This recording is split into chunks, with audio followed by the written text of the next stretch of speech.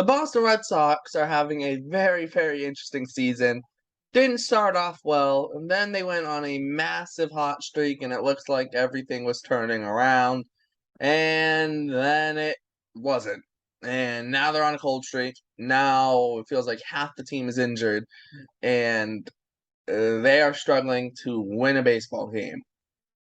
If I'm right, I think they've lost 9 of their last 10, or at least 8 of the last 9, something like that. It's hasn't been good. All those games are against the AL East.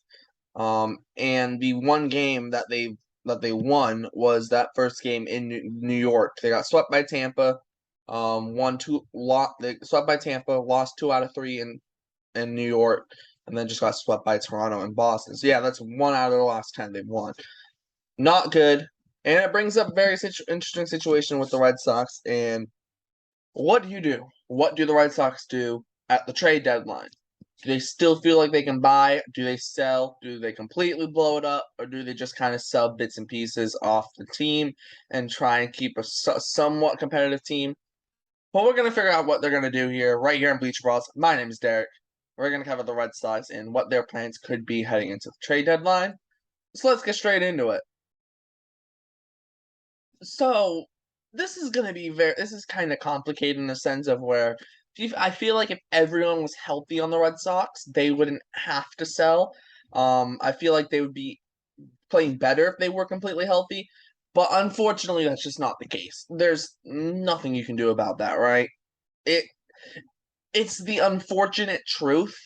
Um, and I've said it before, and I said it on one of our Yankee shows earlier. I think it was our first Yankee show that I said here on the YouTube channel. I said, "Hey, you got to get lucky. Good teams got to be lucky to be good for a whole season and to win a World Series." And I said it with the Yankees. They've had very good luck, especially injury wise. They've been very lucky. But the Red Sox, on the other hand, and it's really showing now, they haven't. I didn't say the Red Sox had bad luck, but right now the Red Sox do have bad injury luck. There's nothing you can really do about it. It's you get 3 guys got hit in the hand in a week. 3 guys had hip injuries in a week. Go back to June. It was Evaldi, Whitlock, and Kike all had hip injuries in the same week. A couple weeks ago. Story gets hit in the hand, and Strom get hit in the hand in the same game. In Tampa, I think it was I think it was in Tampa. Um, and then uh, and then Sale, obviously in New York, gets hit with a line drive coming right back and breaks his finger. Those things, it's just bad luck. There's nothing you can do. It's not nothing you can do as a player to really avoid it. It just happens. Stuff just happens. Nothing you can do. You got to kind of deal with it, move on. But like I said, bad luck. This team's not a bad team, but right now they're playing like it. But they also are. They don't have a lot of healthy players that should be making the team a good team. A lot of injuries, a lot of AAA guys playing in the big leagues right now. So it brings to the scenario of what do you do at the trade deadline? And the Red Sox have, I think, 9 guys who are on expiring contracts that they could look to trade. I didn't include Jackie Bradley Jr. because he's not going to get traded. If he does, I would be shocked. But right now, you have Michael Wacha, Rich Hill, and Kike Hernandez, all of which are currently on the injured list. I know Kike is going to be out longer, but you could still get something back, something small back if a team is willing to is hoping that he could come back for September or even the playoffs and give them some versatility off the bench. And then obviously Walker has been good this year for the Red Sox. Rich Hill, if there's a team that just needs innings, and is struggling with pitching injuries, Rich Hill would be perfect for that. And you got Kevin Plawecki. I doubt he's going anywhere. He's having a very rough year, so I don't know if anyone's really going to trade for him.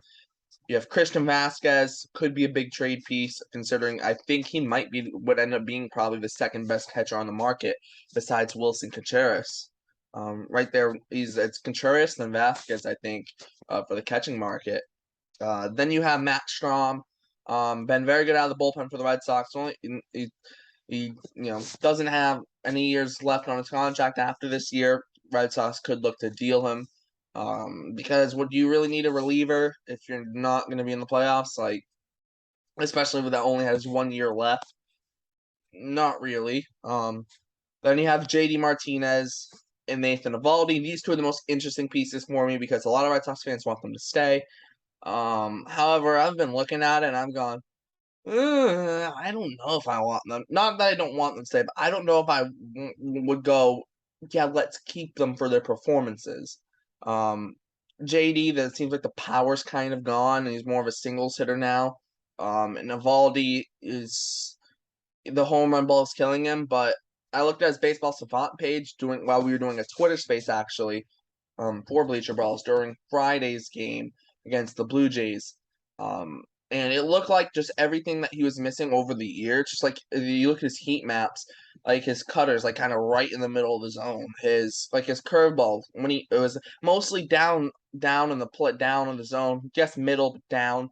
But when he missed the heat map, there's a little bit right in the middle of the plate. A couple other pitches too, where it was like missing, looked like it was missing. When he missed, it was like right over the middle of the plate. So and maybe that's the problem. Maybe he's just missing over the middle of the plate this year, whereas last year he wasn't doing it. And that could because I looked at all the pitch movement and the velocity, and nothing's really changed, at least significantly. So those are two interesting pieces. I don't want to say they're having down years. I mean, Valdi has, had a couple really bad starts, but he's been okay. Besides that, and Martinez, you know, he's all right. I mean, he's not really hitting for power, but he's still probably the best DH on the market, I would say. And teams probably, I wouldn't be surprised if teams look for that. And, there are teams who could use both. You could trade them in package deal, teams who, or maybe trade them separately. I think if you trade them in package deal, perfect team would be like the Minnesota Twins. Get Evaldi, throw him in the rotation, and then put JD in the DH spot because I'm pretty sure Miguel Sano is out for the year. So they kind of haven't had like a legitimate DH since Sano's gone out, and so we'll see how that ends up playing out, obviously. And then the big one is Xander Bogaerts, get a player option. I doubt he'll accept it unless he has some massive injury where there's questions on if he can even play come get back to his 100%. Unless there's an injury like that, he's not accepting the player option. And he's going to be a free agent. Now, here's what and we could go through all the guys and say whether you want to trade them or not, whether I want to trade them. And it's not necessarily like that. Here's how I decide whether or not I would want to trade any of these guys. Do the Red Sox, if I'm running the Red Sox and I say, do I have any long-term plans for anyone on this list? If I have long-term plans for anyone on this list, I'm keeping them. And I'm trying to re-sign them, whether it's now or when the season's done. If I don't have long-term plans for any of these guys, you might as well trade them. If you get back a bag of peanuts, at least you got back something. Better than nothing, right? And I think that's kind of how you got to look at it. If I'm the Red Sox and I don't have long-term plans for, let's say, JD Martinez. I don't have plans to keep JD Martinez after this year. Well, there's no point keeping him for the rest of this year. We're kind of looks like we're fading away from playoff contention. Like, there's no point. Might as well just, let him go and trade him, get something back for him. Same thing with a guy like Nate Eovaldi. If they don't have long-term plans for him, no point in keeping them. But if they have long-term plans for them, then yeah, keep them, obviously. Same thing for a guy like Bogaerts. I don't think they're going to trade Bogaerts. I still think Bogaerts is in their long-term plans. That's why I don't think they'll trade Bogaerts. Michael Wacha is an interesting one. I know he's currently on the IL. He's looking like he's going to come back either before the trade deadline or just after the trade deadline. So we'll see if anyone does want to take Wacha.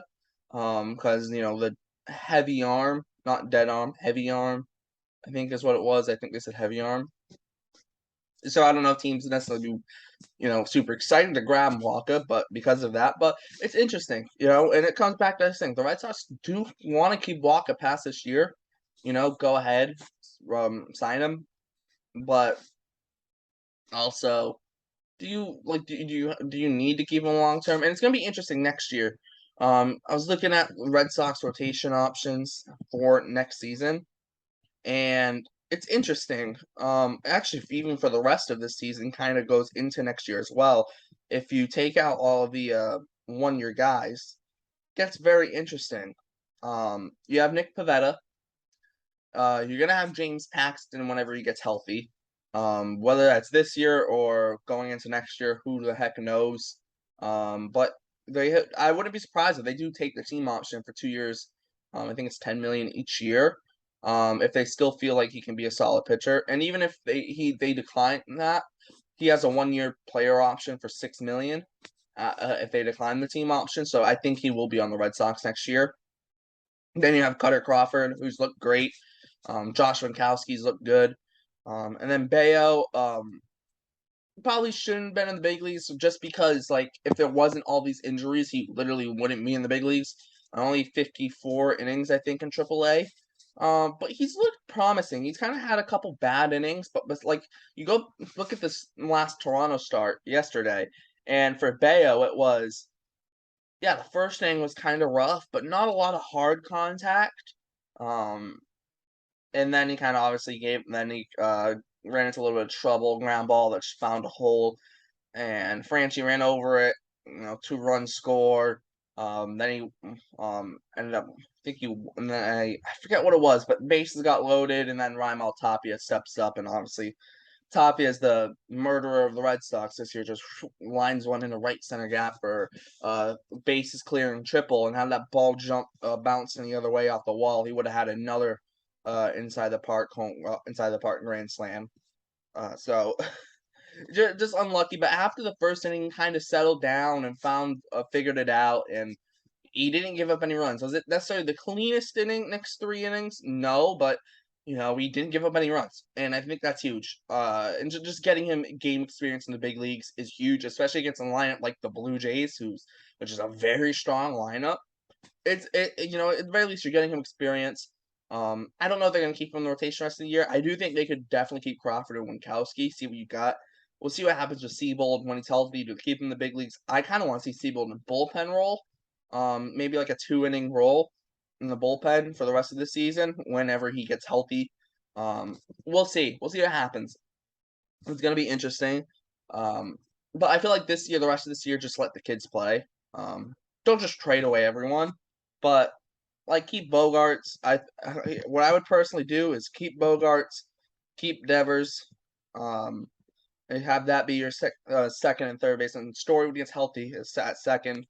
And then you just kind of obviously gonna have Verdugo on left. You're gonna have Jackie in one of the outfield spots.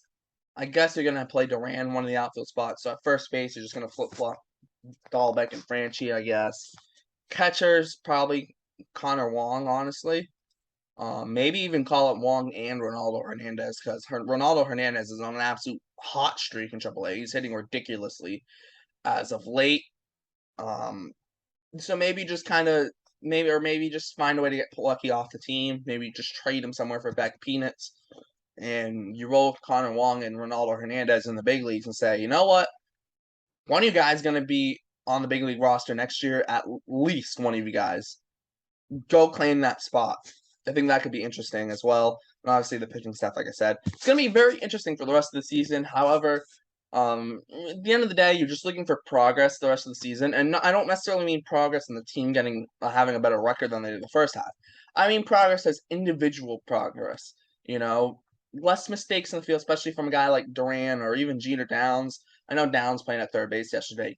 Not used to playing third, so I give him a little bit of slack. Duran, he's got to figure some things out in the outfield. He hasn't played outfield for a very long time, but I feel like it's getting to that point where it's like, okay, you got to figure it out to legitimately stick in the big leagues and play every day. Because they really just can't DH Duran. I mean, like, you really can't. So, and then obviously I do want to go back. I said Dahlbeck and Franchi at first base, flip-flop them. I think one of them plays first and one of them DHs. Because if they trade JD, they don't really have a DH. So yeah, there would be that. So yeah, it's gonna be very interesting to see what's gonna happen with this Red Sox team. At the end of the day, I just want kind of the front office and Chaim Bloom just pick a route. If you're gonna sell, sell. Or if you're gonna buy. But I don't think they're gonna buy at this point. But don't just do nothing. That's the only thing I want. Just don't do nothing. I feel like that's the worst thing you can do. Just be mediocre. Be a mediocre team. Right now, it feels like between the hot and the cold streaks, the Red Sox are a mediocre team. They're in mediocrity. They're not good enough to make the playoffs, but they're not bad enough to be bad. And that's the worst place to be in sports. And especially with all these contracts coming off the books, though, there are going to be some very interesting options this offseason for the Red Sox, and see what they can do in the offseason. But that's going to wrap this one up. Thanks for tuning in to Bleacher Brawls. Make sure to check out all the links in the description, the website, Bleacher Brawls website, podcast, Instagram, and Twitter. Plus, all the cruise tours are down there. Make sure to keep an eye out for Twitter Spaces. We should be doing one today. So I don't know when we're gonna do it though. We might do it before this actually goes up.